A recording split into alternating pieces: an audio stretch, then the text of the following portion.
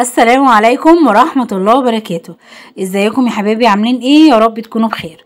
النهاردة حبيت اشارك معاكم الفيديو ده. عملت سمك بصراحة اول مرة اعمله. اسمه سمك القراقير. عجبته مرة من زمان، عملته صينية ما عجبنيش قد كده بصراحة. المرة دي قليته طريقة حلوة جدا. وعملت كمان معاه سمك مكرونة. عايزة اقول لكم السمك المكرونة ده احلى من الجمبري، والسمك القراقير كمان طلع طعمه حلو جدا جدا جدا.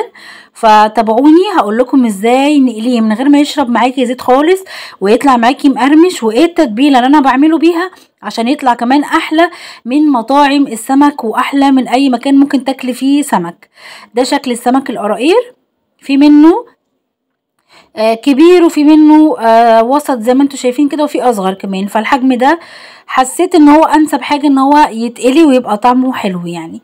الكبير ممكن تجيبوه برضو تقلوه، ممكن تعملوه صينية، وده برضو ممكن يتعمل صينية. المهم غسلته كويس جدا جدا بدقيق وليمون وخل، وفتحته طبعا ونضيفه زي الفل هو والسمك المكرونة، وصفتهم كويس جدا. وهنا بقى هعمل التتبيلة بتاعته. انا بعصر عليه كده الليمون مباشرة، علشان عايزة الليمون كده يبقى جاي على الجلد بتاعه و... و... ويبقى كل السمك بتاعي طايله ليمون. فانا هنا عصرت ليمونتين كبار.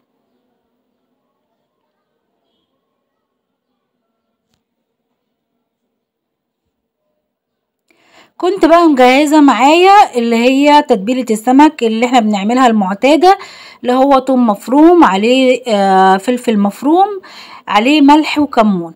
وهنا معايا هريسة الشطة. انا بجيب الفلفل الاحمر وبعمله هريسة، وبحطه في الفريزر في علبة كده او برطمان عشان احفظه في الفريزر، وبطلع استخدم منه في الوصفات بتاعتي زي ما انا عايزة اقول لكم. بيدي الوصفات طعم حلو جدا جدا. فانا هنا حطيته برضو على تتبيلة السمك. ما كانش عندي جوانت البسه بصراحة، وما حبيتش استخدم ايدي عشان يعني بتتأذي من الشطة ومن من التوابل. فمسكت كده كيس وابتديت بقى اقلب السمك بتاعي في التتبيلة علشان يختلطوا كلهم مع بعض. طبعا السمك القراقير بتاعي مش كبير، وكمان السمك المكرونه مش كبير، فانا بدعكهم كده كويس جدا، وبحاول ادخل التتبيله جوه السمك. وعايزه بقى تشيليه شويه في التلاجة تبيتيه. لو بيتيه في التلاجة بالتتبيله بتاعته طبعا هيبقى طعمه احلى واحلى. عايزه تستخدميه على طول برضو براحتك. عايزه تسيبيه نص ساعه ساعتين على ما تجهزي اي حاجه تانية وراكي يعني براحتك. كل ما تقعدي شويه كده هيشرب من التتبيله اللي انت عاملاها. طبعا الدقه اللي انا حطيتها عليه فيها طبعا ملح وكمون وبهارات سمك وكمان كزبره جافه. بحب احط في تتبيله السمك كزبره جافه. هنا بقى عشان ما اوسخش الرخامه بتاعتي او ما اوسخش مواعين، جبت كيس فيه دقيق، والدقيق ده حطيت عليه معلقه من النشا او معلقتين، وعليهم شويه ملح وشويه من بهارات السمك. وهبتدي بقى كده انزل شويه شويه من السمك بتاعي، وفي جوه الكيس كده اقلبهم عشان يختلط، يعني الدقيق كده يغلفهم كويس جدا جدا، من غير بقى ما اوسخ زي ما بقول لكم كده الرخامه بتاعتي، ومن غير ما استهلك اي مواعين. عايزه اقول لكم بقى بتطلع جميله جدا. بصي بقى، لو انت عندك زيت غزير ممكن تجيبي طبق كده فيه ميه، وتحطي فيه برضو شويه بهارات من السمك او توابل سمك، تسقطي فيه السمكيه كده بالدقيق، وعلى طول تروحي حطاها في الزيت. انا الزيت بتاعي مش غزير فما حبيتش اعمل الخطوه دي، بس نزلت السمك بتاعي وما قلبهوش غير لما يتحمر، يتقلي كويس، يعني يتقلي كويس جدا من ناحيه، وبعدين اقلبه عشان يتقلي من الناحيه التانية وياخد اللون الذهبي الحلو.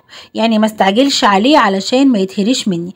اول لما احس ان هو نشف كده وقرمش من الناحيه اللي انا هحطها عليها وخد اللون الذهبي اللي انا عايزاه، هروح اقلباه على الناحيه التانية. وعايزه اقول لكم بقى السمك القراقير ده ريحته حلوه جدا جدا جدا، حلو جدا. يعني الناس اللي بصراحه ندمت ان انا ازاي قعدت يعني ما كنتش بجربه بصراحه. ففي انواع سمك كده معتاده وبنجيبها دايما، ومن القراقير ده بقى من الاسماك اللي احنا بصراحه ما كناش بنجيبها، بس لا ان شاء الله بعد كده دايما هجيبه علشان طلع طعمه حلو جدا. شايفين بقى يعني بقلبه كده بالراحه علشان ما يتقليش مني، ما يتهريش مني.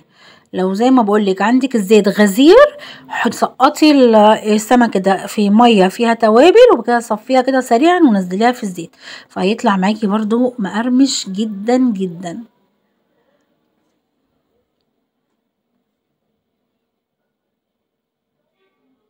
هقلي بقى بقية السمك علشان يعني ما طولش عليكم الفيديو. هنعمل برضو نفس الخطوات. هحط السمك بتاعي في الدقيق، ودوت طبعا زي ما بقولكوا بيوفر عليا ان انا ما صبنش مواعين ولا وسخ الرخامة بتاعتي. ونزله في الزيت واقليه، وبعد كده واستنى لما يتحمر كويس واقلبه على الناحية التانية. الريحة جبارة. عايزه اقول لكم بقى، يعني هعمل معاكم شويه رز للناس اللي ما بتعرفش تعمل رز حلو. عايزه اقول لكم الرز اللي هعمله معاكم يتاكل لوحده حاف. يعني انت لو عاوزه تعملي شويه رز كده ببصل، والله لو عملتيه بطريقتي هتاكليه حاف من غير السمك ولا اي حاجه خالص. هنا ده السمك شكله روعه وريحته جميله، وشايفين لونه عامل ازاي. وكان مديني سمكتين كده شبه السمكه النيمو، وبنتي بتقولي شبه السمكه النيمو. قالتهم. عايزه اقول لكم طعمه حلو جدا جدا، جربوه مش هتندموا. لو انتم مجربتوش السمك القراقير ده قبل كده جربوه هيعجبكم. ويلا بينا علشان هعمل معاكم احلى رز صياديه او رز سمك او رز بالبصل. بجد عشق بمكون كده انا بضيفه بيخلي طعمه روعه. اول حاجه الحله على النار كده، وحطيت فيها حوالي ربع كوبايه من الزيت او كميه الرز او حسب كميه الرز اللي انت هتستخدميها. هنا بقى انا بحب ابشر البصل بتاعي في الكبه، فهنا بشرت بصلتين، بشرتهم كده في الكبه ناعم، وهبتدي بقى اقلبهم في الزيت لحد ما يحمروا معايا. بس ايه بقى المكون اللي انا هضيفه علشان الرز بتاعي يبقى طعمه كده روعه ومختلف وتاكليه حاف كده لوحده ما تشبعيش منه؟ هو السكر. بحط معلقه كبيره سكر. عايزه اقول لكم بتخلي البصله مسكره، بتخلي الرز روعه، طعمه حلو جدا جدا بجد. هتحطي كده طبق تغرفي وتاكلي منه ومتبقيش عايزاه يخلص.